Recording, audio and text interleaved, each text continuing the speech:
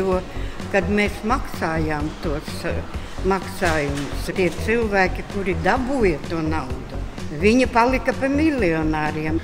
Kad es mācēju krāpties, jāmāk radot. Jāsāk strādāt pie tā, lai atbildi tie, kas to schēmu izdomāja. Lai tie arī atbilda saviem īpašumiem UTT. Es atbalstu to jautājumu un priecājos par to, ka Latvijā vispār sāk kaut ko tādu darīt, jo līdz šim vispār nekas nedarīja. Valdība, ko pieņēma lēmumu, to cilvēki vienkārši gatavi visu darīt. Man ļoti patīk šī iniciatīva. Ja var atgriezt naudu, tad man tikai prieks par to.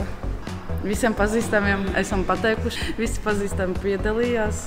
Tomēr vajadzētu pie reizes paurķēties par tiem atbildīgajiem. Ja?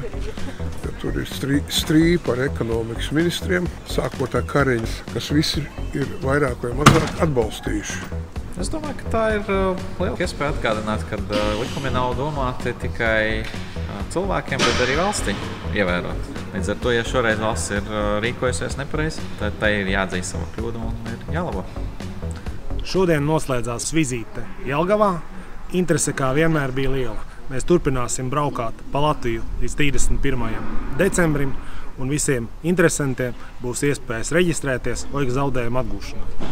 Paldies iedzīvotājiem par veltēm un visiem veselību!